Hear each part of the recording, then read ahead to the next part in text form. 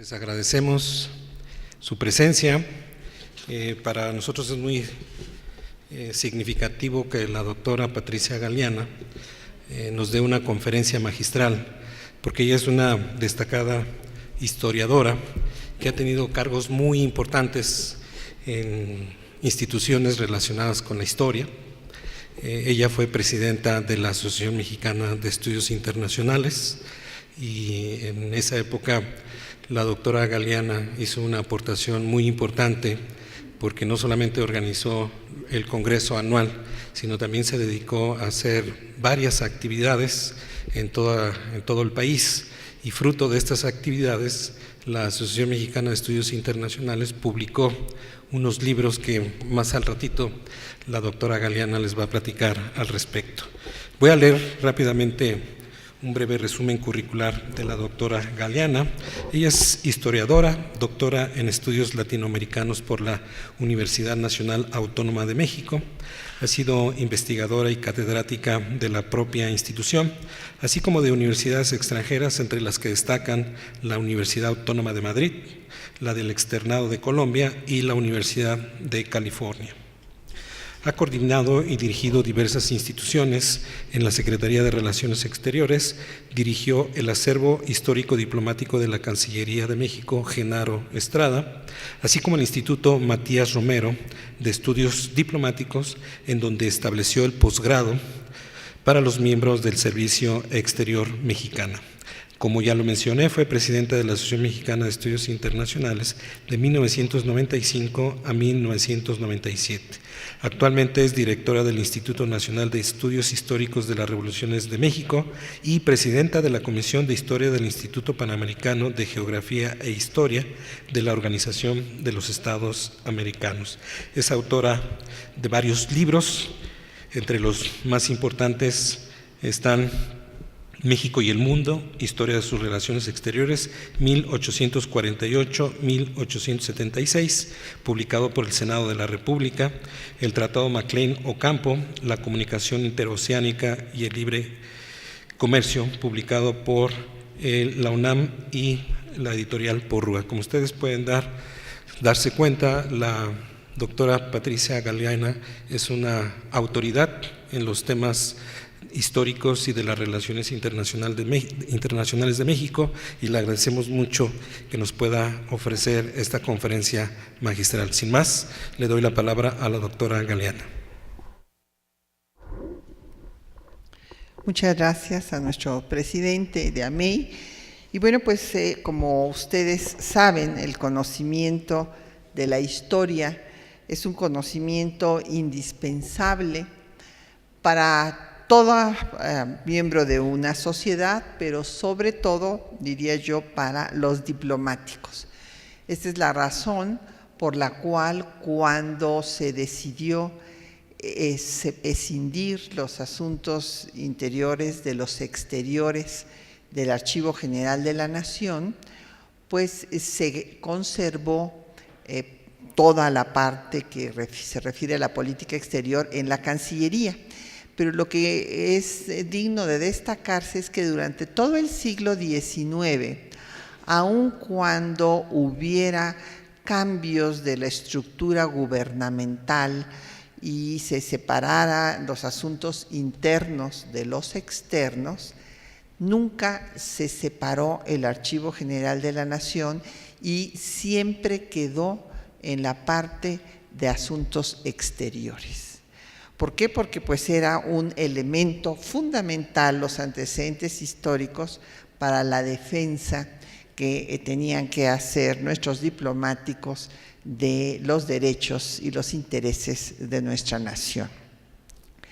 Y me da mucho gusto que hagamos en este inicio de este seminario una visión histórica de la importancia que ha tenido la política exterior en nuestra historia, porque ello creo que nos puede servir para justamente ahondar en la reflexión de nuestro presente, porque esto es lo que nos interesa, bajo tres ejes. Creo que es importante recordar el pasado que nos constituye, no como una agenda, pero sí para poder entender nuestro presente y actuar en él, conocer el contenido de la Constitución, por muy complicada que ésta sea, con más de 701 reformas en 100 años, y también reflexionar sobre los mejores mecanismos para su cumplimiento. Yo sé que a todo mundo le escandaliza esto de que tengamos 701 reformas, pero hay que recordar que son 100 años de vida. Y es una constitución, la nuestra, muy diferente a la Constitución de Estados Unidos.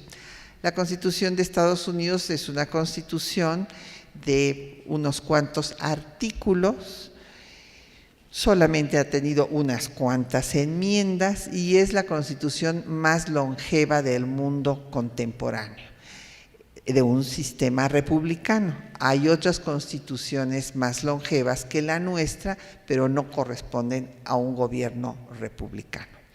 Entonces, en esas condiciones, pues nos es importante entender cómo surgió esta constitución nuestra, que surgió en un momento dificilísimo para la vida del país.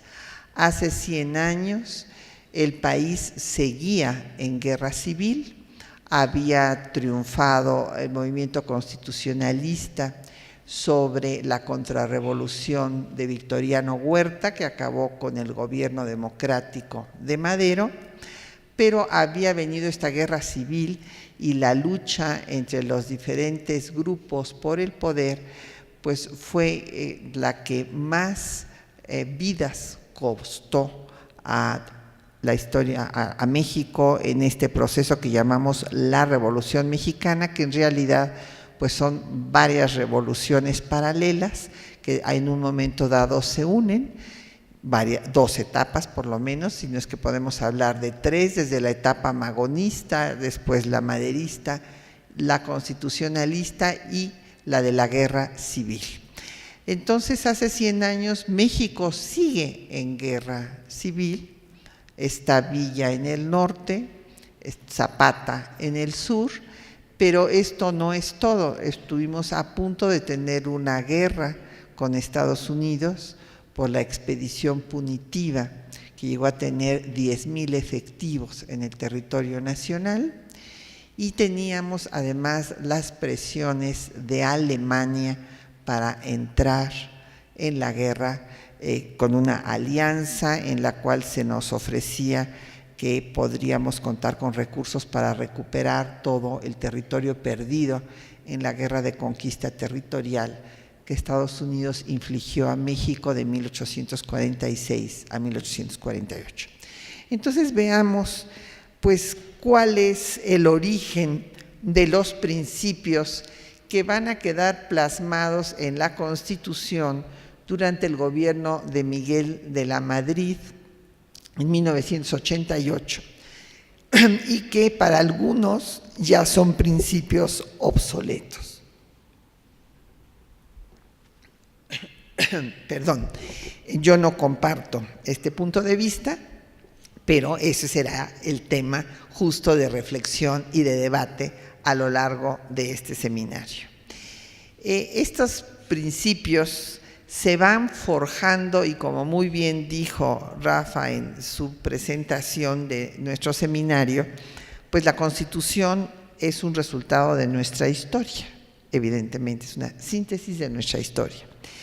Y esta historia pues arranca desde que empezamos a tener la vida independiente al concluir la lucha armada en 1821.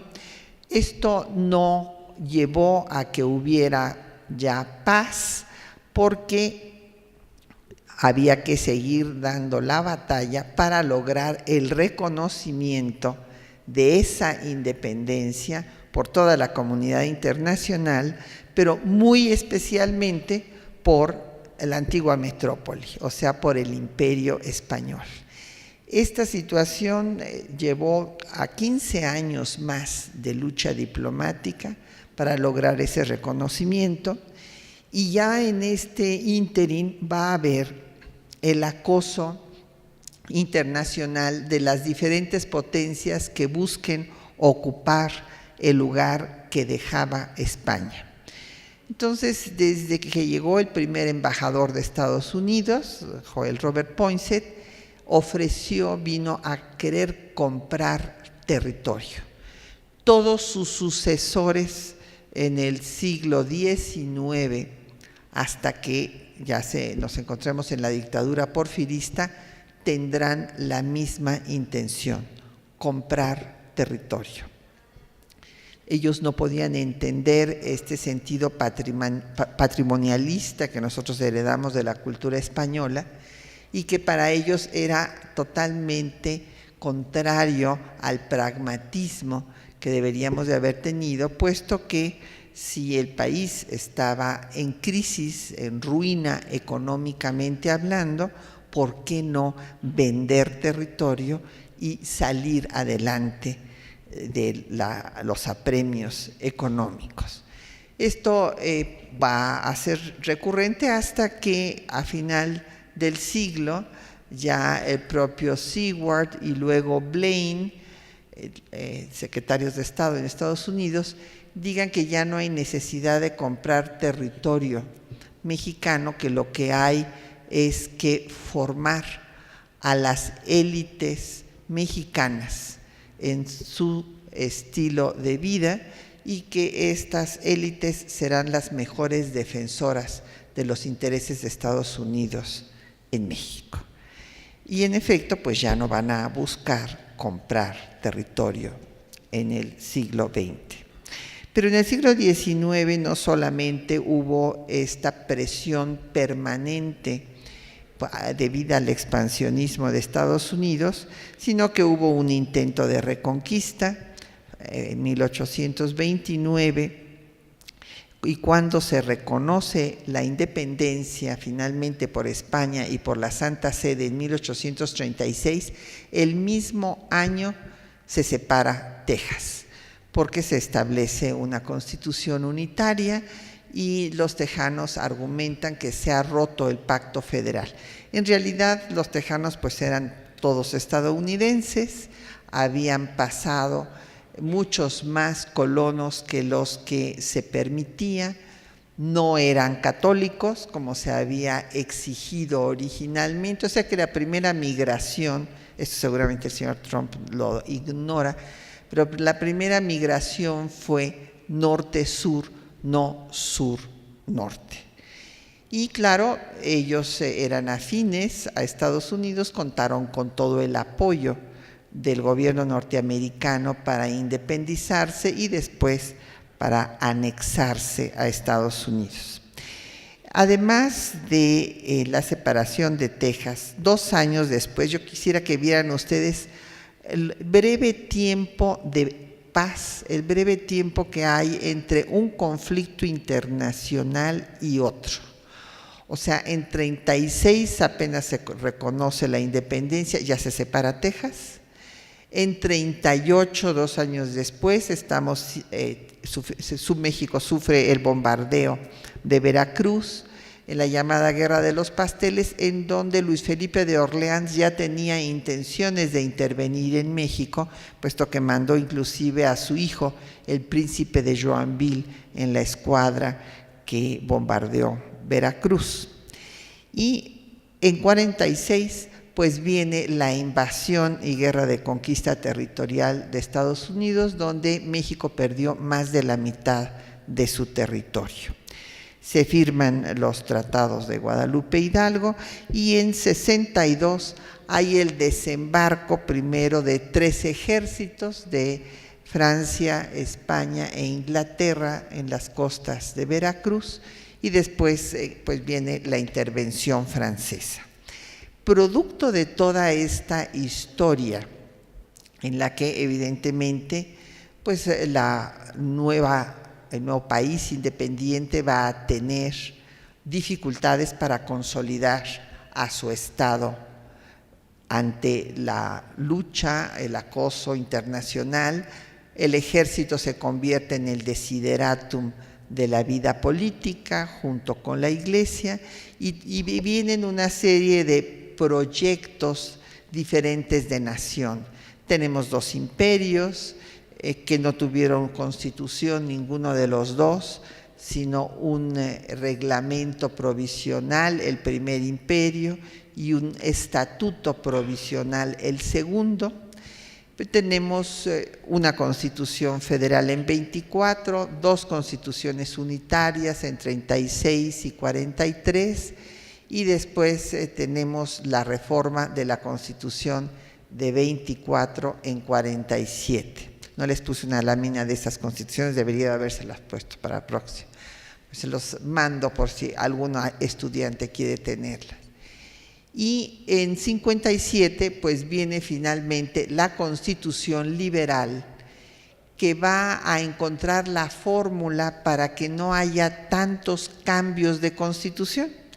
Cada vez que cambiaba el proyecto político, se entiende cuando cambia de una monarquía a una república, pero hay otros cambios que cuando ya se toma la definición del Estado mexicano en este periodo de 1857, se define que el sistema va a ser una república federal, o sea, triunfa la república, triunfa el federalismo, y se establece además por vez primera un Estado laico. Ya no es un Estado confesional en donde haya una sola religión sin posibilidad de que haya cualquier otra creencia.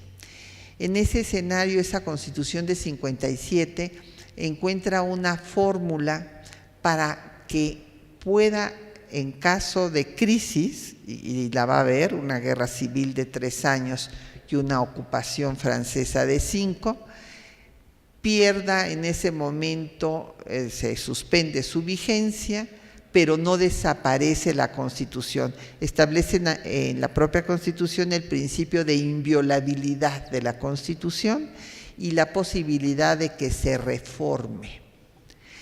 Esta fórmula es lo que permitirá a la Constitución de 57 vivir 60 años, hasta que en 1917 sea reformada por la Constitución de 17. Pero antes de que suceda esto, en materia de política exterior, la primera doctrina que va a tener nuestro país va a ser la que encabezó Benito Juárez.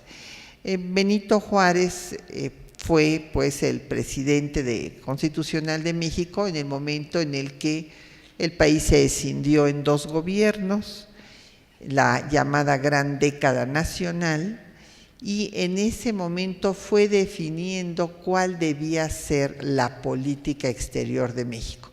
Antes de esto, el único que había hecho un diseño de política exterior fue Lucas Alamán.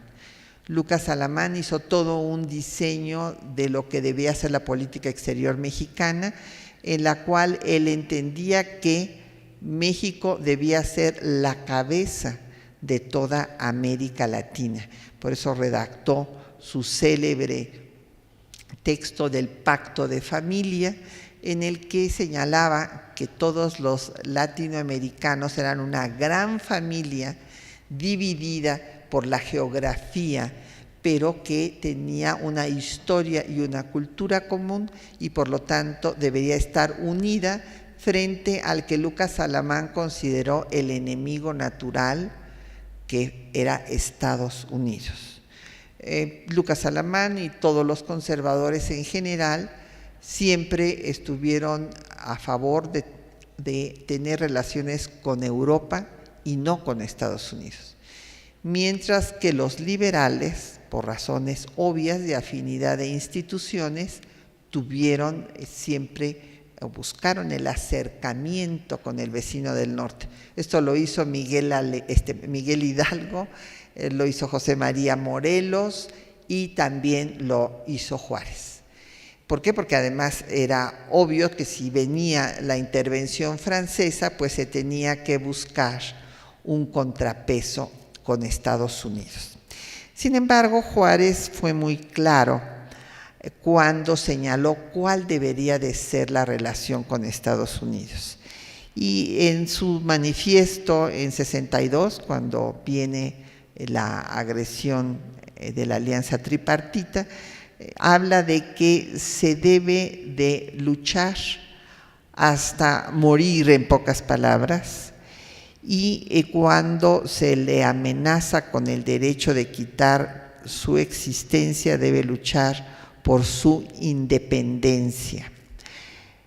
Con Estados Unidos, él dice, esto me parece muy interesante, que con el vecino, con no ser enemigo, basta. O sea, él está consciente que es muy difícil ser amigos, pero por lo menos que no sean enemigos. Por otra parte, siempre tiene conciencia también de que los poderosos se alían y que los débiles deben de hacer lo mismo. Recordemos lo que decía Bolívar en este sentido. Bolívar escribió una frase que me parece muy digna de reflexionar, que cuando el débil se alía del poderoso, se convierte en su lacayo. Y esto mismo pensaba Juárez. Juárez decía que los lobos no se muerden entre sí, se respetan, hablando de las relaciones entre Napoleón III y Estados Unidos. Habla por su célebre frase que está en el edificio de Naciones Unidas, de que el respeto al derecho ajeno es la paz, pero en 67, al triunfo de la República, ya va a esgrimir lo que se conoce como doctrina Juárez, que es que se deben de respetar los principios justos del derecho internacional y la no intervención.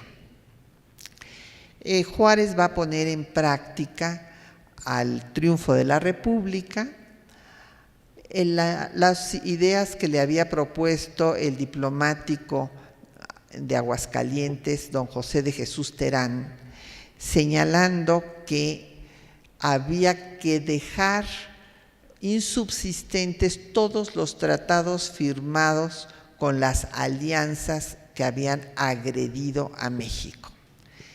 Y a partir de ese momento no buscar las relaciones con ningún país, sino simplemente esperar a que esos países buscaran las relaciones de México, para que no les impusieran, como había sucedido a lo largo del siglo XIX, tratados ruinosos a cambio del reconocimiento. Y esto fue lo que hizo. Esta política la continuará Sebastián Lerdo de Tejada, que tenía la idea de que entre debilidad y fortaleza más valía un desierto de por medio. En efecto, México quedó un tanto aislado y será hasta el gobierno de Porfirio Díaz cuando venga a darse la reanudación de relaciones con muchos de los países con los que se había quedado interrumpido desde la intervención francesa. Otros latinoamericanos dieron doctrinas semejantes a las de Juárez. La doctrina Calvo del uruguayo Carlos Calvo, de 1863, habló de la necesidad de que los estados soberanos gocen de libertad y sean respetadas por los otros estados sin interferencia de ninguna clase.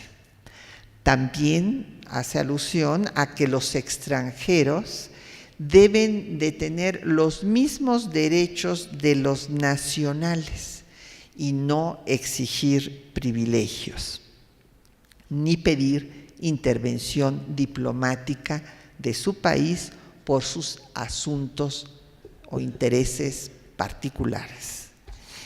La doctrina Drago de 1902 del canciller argentino habla justamente de lo que le había pasado a México en 1862 y que le pasó a Venezuela en 1902, que desembarcaron tropas de los países europeos para el cobro de deudas. Y entonces Drago señala que la deuda pública no puede dar lugar a intervención armada, y menos a una ocupación material del suelo. Empieza el siglo XX mexicano y bueno, pues la situación que había prevalecido en la dictadura porfirista de concentración del poder y de la riqueza llega a un momento que es ya insoportable. Vienen una serie de movimientos, primero las huelgas de Cananea, de Río Blanco, que son sangrientamente reprimidas por la dictadura, puesto que estaba prohibido para los trabajadores asociarse y menos hacer huelga. En la de Cananea inclusive participan en la represión Rangers de Estados Unidos. Y ante esta situación, pues, estalla el movimiento revolucionario. El gobierno de Madero logra, la revolución maderista logra el triunfo en 6 meses, lo cual, pues, no deja de ser sorprendente, pero lamentablemente para él y para la historia de México, acepta negociar con la estructura porfirista. Hay un interinato que lo debilita profundamente y todo el aparato de la dictadura permanece casi intacto, sobre todo el ejército. Aunque se den algunos cambios en los estados, en fin, el ejército porfirista se mantiene intacto. Y entonces, pues Madero no puede consolidar su gobierno. Hay todo tipo de rebeliones de los propios revolucionarios que le piden más cosas de las que estaba dando en ese momento, y hay, pues por una parte Zapata, por otra parte los contrarrevolucionarios, el sobrino del dictador, Félix Díaz. Hay una andanada de críticas en la prensa, fundamentalmente era prensa que había estado acostumbrada a estar pagada por la dictadura, y los que no eran cooptados pues eran perseguidos y desaparecían. O sea, en la historia en la dictadura pues hubo infinidad de periodistas presos, otros muertos, se les destruían sus imprentas, y la prensa que quedaba pues era la prensa porfirista. Y esa prensa porfirista hace pedazos a Madero. Hay que ver las caricaturas de Multicolor, por ejemplo. Y cuando llega a la presidencia, llega ya muy debilitado, y todos estos levantamientos armados, finalmente triunfa la contrarrevolución y acaba el gobierno democrático de Madero. Pero lo que tenemos que ver para el tema de la política exterior de México y el entorno internacional es que el pacto para que se derrocara al gobierno de Madero se realiza en la Embajada de Estados Unidos. El señor embajador Henry Lane Wilson, el representante del gobierno de Taft, va a reunir a Félix Díaz, el sobrino del dictador, y a Victoriano Huerta para ultimar los detalles del golpe de Estado, el derrocamiento que acabará también con la vida del presidente y del vicepresidente, a quienes se les aplica la ley fuga atrás de Lecumberri. Esta situación evidentemente va a tensar mucho las relaciones entre los países, porque bueno, claro, Huerta espera que Estados Unidos lo apoye, pero he aquí que Estados Unidos tiene cambio de gobierno. Entonces el presidente Taft era el que había puesto a Henry Lane Wilson como embajador, y el presidente Woodrow Wilson no está de acuerdo con la forma en la que Huerta se ha hecho del poder. Así es que no lo reconoce. Esta situación va a ser muy complicada porque recordemos que en 1914 estalla la Gran Guerra Europea. Y entonces los alemanes, pues sí, tienen vinculación con la dictadura huertista e inclusive le envían armas. Esto es el pretexto, bueno, era real, sí venían armas en el Ipiranga para Huerta, pero hay un incidente previo que es el que usa Wilson ante el Congreso para que se pueda autorizar el desembarco en Veracruz, que es un pequeño incidente en Tampico de una escuadra norteamericana que se baja a cargar gasolina sin autorización. Sus marinos son retenidos 2 horas y después se les deja en libertad, pero esto es suficiente para que se exija que se le rindan honores a la bandera estadounidense. Como la guarnición huertista no acepta rendir honores, bueno, pues esto lo usa Woodrow Wilson para decir que se ha agraviado a Estados Unidos y que hay que intervenir en el país vecino que está sumido en el caos. Y bueno, claro, el tema que ya se va a ir manejando es el tema, desde luego, de la seguridad nacional en Estados Unidos. Y en efecto, pues van a bombardear y ocupar el puerto de Veracruz por 7 meses y después van a mandar a la expedición punitiva que va a estar 11 meses en territorio nacional. El pacto de la embajada, bueno, pues ya se los planteé, yo creo que nos vamos rápido. La toma de Veracruz, es importante destacar que hubo todo lujo de fuerza. ¿Cómo salían las cosas? Que hasta el cuerpo diplomático pidió a la escuadra estadounidense que dejaran salir a las mujeres y a los niños antes de bombardear el puerto, cosa que no se hizo. En el discurso de Woodrow Wilson, que bueno, pues maneja este concepto del destino manifiesto que viene desde Jefferson y que da O'Sullivan en 48, pues Woodrow Wilson habla de que la dignidad de Estados Unidos ha sido pues mancillada y que Estados Unidos tiene que conservar la gran influencia que debe tener en donde quiera para mantener la libertad. El otro tema pues es el de la guerra mundial, que vamos a ver cuál es la posición de México en este escenario. Carranza está en una situación por demás comprometida,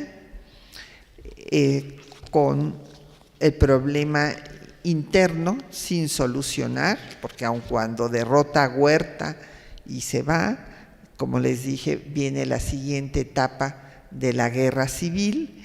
Así que cuando estalla la primera guerra, que primero fue europea y se convierte en mundial hasta la última parte, pues Carranza va a declarar inmediatamente que México es neutral y se acoge a la Convención de La Haya de octubre de 1907, por lo cual exige a los países beligerantes respetar su neutralidad. En ese escenario, Estados Unidos decide reconocer a Carranza como gobierno de facto. Ya había triunfado sobre Huerta, Huerta ya se había ido del país, y primero tuvieron simpatía por Villa, pero después se dieron cuenta que el hombre de Estado que podía realmente gobernar al país era Carranza. Entonces lo reconocieron, y así lo ponen textualmente, como gobierno de facto. Y que esperan, desde luego, próximamente que se restablezca el orden constitucional. Por eso es que a Carranza le urgía que se hiciera la Constitución, que hubiera elecciones y que él ya fuera un presidente constitucional para tener una actuación en el escenario internacional con esa legalidad y legitimidad que ya se había ganado en el campo de batalla, pero la legalidad que le hacía falta era la vigencia del orden constitucional, que había sido justamente la bandera de todo su movimiento. Cuando Carranza es reconocido como gobierno de facto, pues Villa va a tener una gran decepción y va a lanzarse a atacar Columbus. El ataque a Columbus es un ataque que algunos han interpretado como que fue apoyado por los alemanes. Los alemanes querían evitar que Estados Unidos entrara en la Gran Guerra Europea a como diera lugar. Y para ello, nada mejor que tenerlo ocupado en su propio territorio en una guerra con México. No se ha encontrado que haya habido no tenemos documentos de que realmente Villa haya atacado a Columbus azuzado por los alemanes. Dado su carácter impulsivo, es bastante posible que lo haya hecho por iniciativa propia.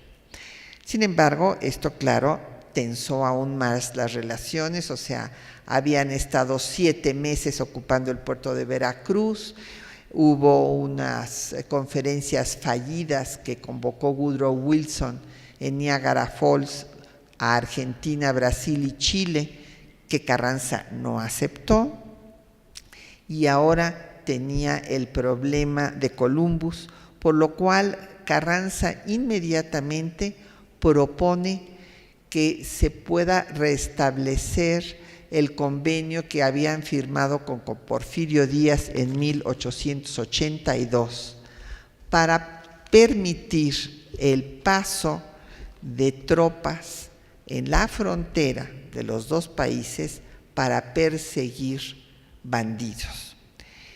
Pero el tema es que Carranza quería que fuera un límite de 1,000 soldados, que fuera con autorización, que no pasaran más que de cierto número de kilómetros de la frontera y no bajaran más al sur del territorio mexicano. Y Woodrow Wilson ignoró la propuesta del gobierno mexicano y mandó a la expedición punitiva. Esto pues llevó inclusive a que hubiera enfrentamientos en el territorio mexicano, en que los efectivos del gobierno constitucionalista de Carranza derrotaron a Estados Unidos en la batalla del Carrizal, por ejemplo.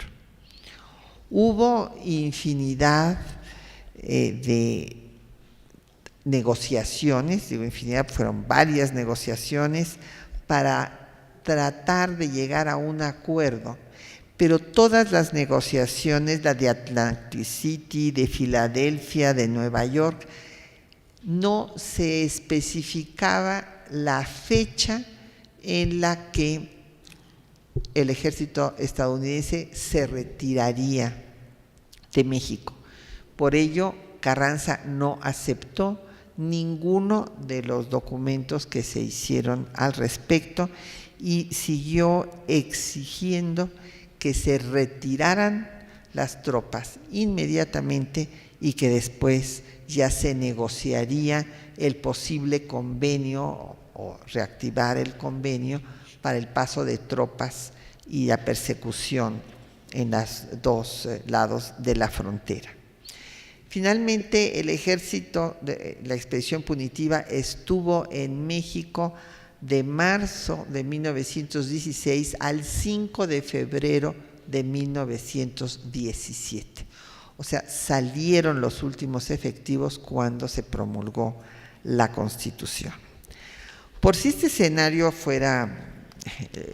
no fuera suficiente para tener en crisis a un país, pues está la declaración de la guerra submarina por parte de Alemania justo en 1915.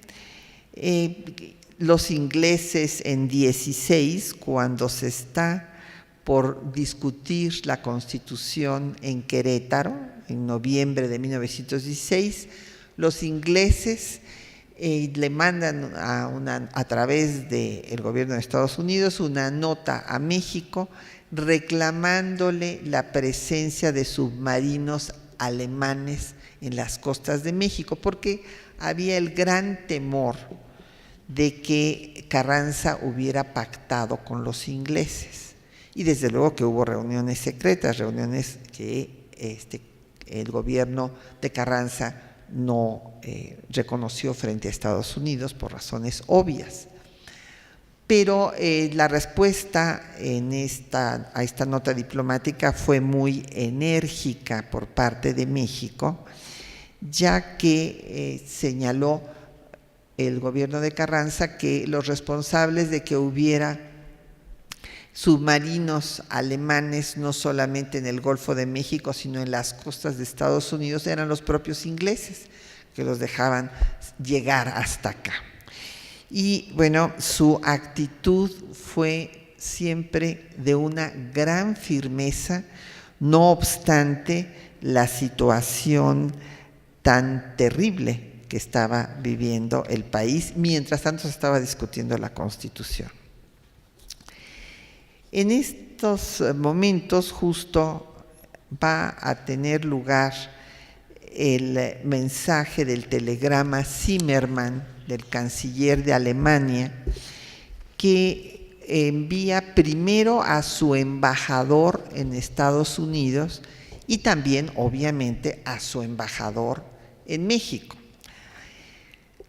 Y en esta comunicación, pues Zimmermann está diciendo claramente al gobierno mexicano que le ofrece una alianza para que hagan juntos la guerra y firmen juntos la paz, que tendrán todos los recursos necesarios para recuperar los territorios perdidos a manos de Estados Unidos, y también invitan a México a que busque que Japón se una a esta alianza. Este telegrama va a ser descifrado por los ingleses, que se lo van a mandar a Woodrow Wilson. Se hace público, empieza a comentarlo la prensa internacional, y Hearst en Estados Unidos, este gran el líder de la prensa norteamericana, declara que el contenido del telegrama es falso. Pero he aquí que acto seguido el propio Zimmermann dice que no es falso, que es auténtico. Entonces, ante esta situación, bueno, pues Woodrow Wilson lo utiliza para convencer a la opinión pública norteamericana, que no quería entrar en la Gran Guerra Europea porque consideraba que no tenía nada que ver con Estados Unidos, pero ante estos hechos, pues la opinión pública apoya al presidente Wilson para que entre México en la Primera Guerra Mundial. No obstante, la ruptura, primero, antes de entrar en la guerra, hay la ruptura de relaciones. Y en este ínterin, entre la ruptura que se da en febrero y la entrada formal de Estados Unidos a la Gran Guerra que se da en abril, pues resulta que el gobierno de Carranza decide hacer una propuesta de neutralidad y de boicot comercial a todos los países neutrales. Esta propuesta que encabeza México, pues va a señalar que esta guerra, que bueno, pues ya venía desde 1914, es la más grande que ha existido en la historia y que hay que obligar a que cese. Y para que cese, todos los países neutrales negarán todo tráfico comercial a los países beligerantes. ¿Cuál fue la reacción de esto? Pues como verán, a Estados Unidos no le gustó mucho la propuesta, sin embargo, aceptó dar el mensaje a través de sus embajadores a los países neutrales de Europa, que en ese momento eran Holanda, Noruega, Suecia, Dinamarca y Suiza, y la reacción de los países en América Latina fue muy parecida. Hubo respuesta, la primera fue de Honduras, pero Honduras considera que debe de entrar Estados Unidos en este boicot, y también Argentina, Brasil y Chile, el famoso ABC. Chile tiene una respuesta muy prudente, señalando que hay que buscar la unión de más países. Bolivia pide que haya una declaración conjunta para que los beligerantes respeten a los navíos de los países neutrales. El Salvador, en el mismo sentido de Honduras, considera que debe de participar en este movimiento pacifista Estados Unidos, Argentina, Brasil, Chile y España, Suecia y Noruega en Europa. Y finalmente, Estados Unidos va a entrar a la guerra, y entonces Argentina va a hacer también una propuesta de paz, pero esta propuesta de paz implica la creación de un organismo internacional para mantener esa paz. Carranza, a pesar de la entrada de Estados Unidos en la guerra, reitera la neutralidad de México, cosa que desde luego no gustó para nada a Estados Unidos, que le exigía a través de su embajador Fletcher a México romper relaciones con Alemania y declararle la guerra. Pero en este sentido, el gobierno de Carranza manifestó que no había recibido esa oferta de alianza que se manejaba en el telegrama Zimmermann, por lo que no había razones para romper relaciones con Alemania. Y no dejaron que los involucraran en el conflicto y mantuvieron la neutralidad. De todos estos hechos, pues surge lo que conocemos como la doctrina Carranza, que retoma desde luego la doctrina Juárez, que él ya había hablado de la no intervención y de que no debían los extranjeros pedir privilegios en ningún país, sino acogerse a las leyes del mismo. Y la doctrina Carranza la da don Venustiano ya como presidente constitucional en septiembre de 1918, y lo dice muy claramente. Dice que las directrices de la política internacional son pocas, claras y sencillas, y se reducen a que todos los países son iguales y que deben de respetar mutuamente la soberanía, que ningún país debe de intervenir en ninguna forma en los asuntos de otros y someterse estrictamente al principio internacional de no intervención. También añade, que esto me parece muy importante, que la diplomacia debe estar al servicio de las naciones y no de intereses particulares. Después de, al finalizar pues la Primera Guerra Mundial, se crea, como sabemos, la Sociedad de Naciones, y México fue considerado como país fundador, pero Estados Unidos lo vetó. Y entonces pues quedó fuera de la Sociedad de Naciones. Inclusive los ingleses, que también estaban pues muy poco contentos con la posición de México, propusieron que se le aplicara a México la condición de colonia. Finalmente, pues no se aplicó semejante condición, pero México no ingresó a la Sociedad de las Naciones sino hasta 1931.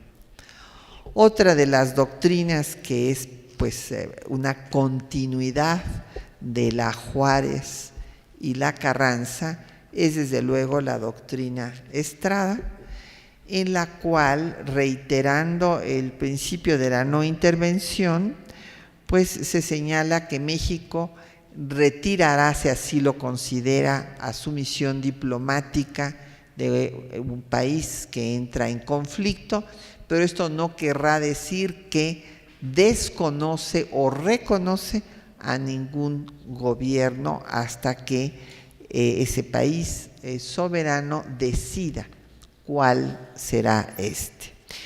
México tuvo una posición brillante en la Sociedad de Naciones, recordemos el caso de Etiopía, después recordemos también pues su posición frente a la Guerra Civil Española.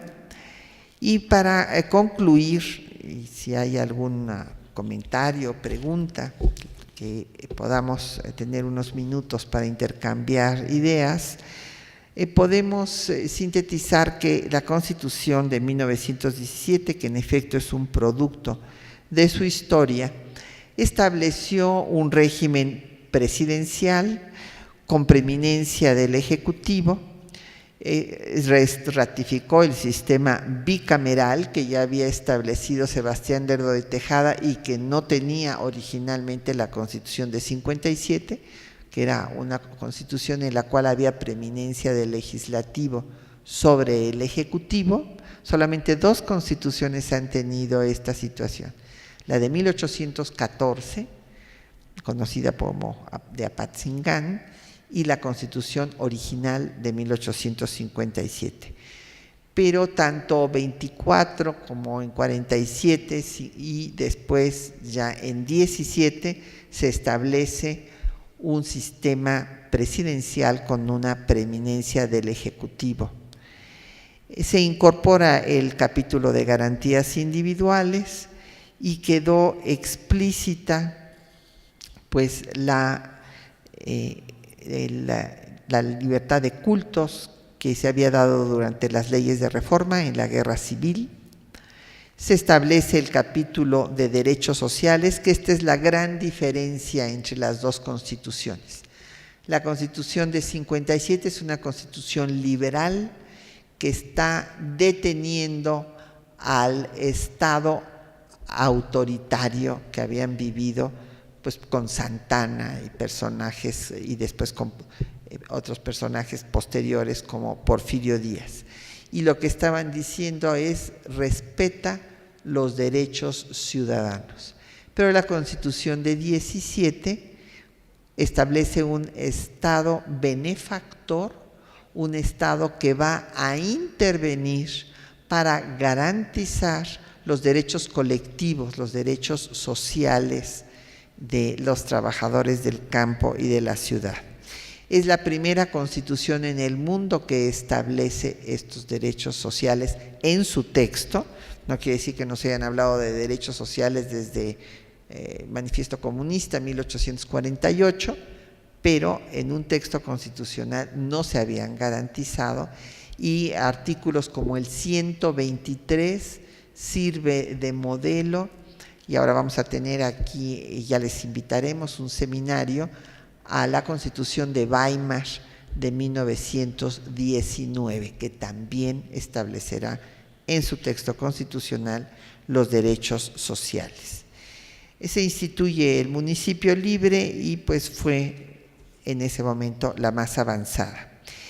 Posteriormente, en 1988, como había yo comentado, se hace una reforma importante al artículo 89, donde están las facultades y obligaciones del jefe del Ejecutivo, que en nuestro país es jefe de gobierno, jefe de Estado, y en un momento con Cárdenas, por ejemplo, inclusive jefe del partido político. Y ahí están las facultades en materia también de política exterior desde 1988, cuando se reforma la fracción 10ª para establecer la autodeterminación de los pueblos, no intervención, solución pacífica de controversias, proscripción de la amenaza o el uso de la fuerza en las relaciones internacionales, igualdad jurídica de los estados, cooperación internacional para el desarrollo y lucha por la paz y la seguridad internacionales. Yo considero, y ese será el tema de reflexión, que seguramente ustedes estarán haciendo sus comentarios a lo largo del seminario, que yo no quito ninguno de estos principios, pero en fin, hay quienes dicen que son una camisa de fuerza, que hay que modificarlos y demás. En fin, no he oído con qué los sustituiría. Muchísimas gracias por su atención.